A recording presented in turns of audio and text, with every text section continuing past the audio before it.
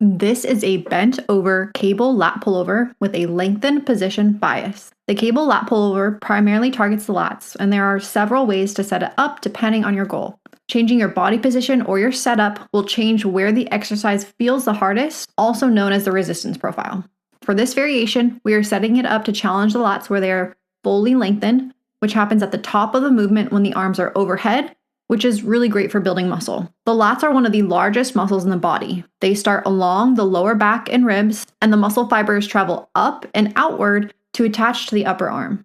Their main job is to pull the arm down and in towards the torso and hips. In this bent over setup, the cable creates the most tension when the arms are overhead, meaning that the hardest part of the movement is in the lengthened range. So it feels the hardest and heaviest on the lats when your arms are extended overhead and the lats are stretched. And as you pull the arms down toward the body, the resistance gradually decreases, and it's still going to feel heavy, but it does get a little easier to pull into your body. For setup, set the cable to a high position that is taller than you. Choose an attachment that allows for a neutral hand position, where your palms face in toward each other. A neutral grip keeps the elbows closer to the torso and allows a slight external rotation at the shoulder, which simply just means you're turning the hands so the thumbs are pointing kind of up, and this helps tuck the elbows in and it lines your lats up better with the cable. A straight bar with a protonated grip where your palms face down or towards your body often forces the elbows to flare out and causes the bar to also stop because it runs into the torso, which shifts the work away from the lats and limits the range of motion. A rope works well for smaller frames, but if you're broader and the rope does not allow your hands to reach your torso, you can use a longer rope or clip two ropes together. Personally, I prefer a handle attachment because it removes grip limitation and lets you focus entirely on just loading the lats. Step back 1 or 2 steps and stand as close to the cable as possible to get that full lat and arm extension while keeping the weight stack from touching. Standing too far back changes the moment arm and shifts the tension towards the mid-range and short-end ranges. And that's not wrong, but it's just not the intention for this variation. Then hinge at the hips with a soft bend in the knees and aim about a 45-degree torso angle. You want to keep your eyes down, head between your arms, and think about your biceps staying in line with your ears. Once you find this position, maintain it the entire time. There's no rocking, swinging, or need to change your torso angle. For your execution, you're starting at the top with a fully lengthened position and letting your arms reach overhead.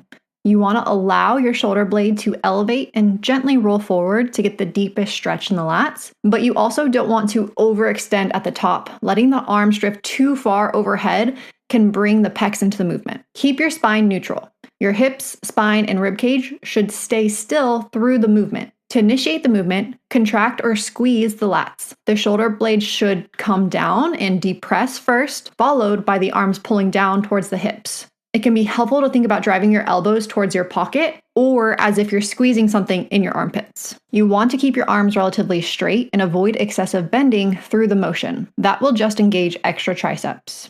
You're going to use a little bit of tricep in the movement, but if your triceps are burning before your lats, just make sure you're not bending your elbow a ton throughout the movement and treating it like a tricep extension. You'll finish by pulling the upper arm into the torso and your hand towards your hip. Once your arm reaches your side, the lat is fully shortened and the rep is complete. As you return back up to the top position, there's really no need to think chest up.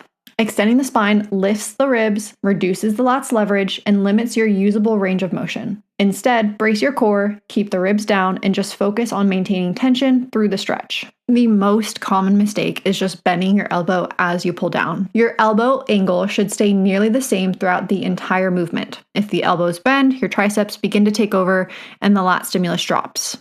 Another common issue is pulling the arms too far behind the body at the bottom. The lat cannot extend the arm behind the torso, so continuing past this just shifts the work to the rear delts. Stop the rep when your upper arm reaches your torso.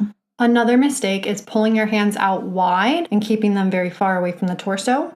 To get really great lat engagement, we want to keep that arm path very close and tight to the body and to the torso. So almost think like you're squeezing at that bottom position to get your armpit closed. Lastly, excessive body movement, swinging, or arching the back reduces tension on the lats. Keep your torso stable, ribs down, and let your lats do the work.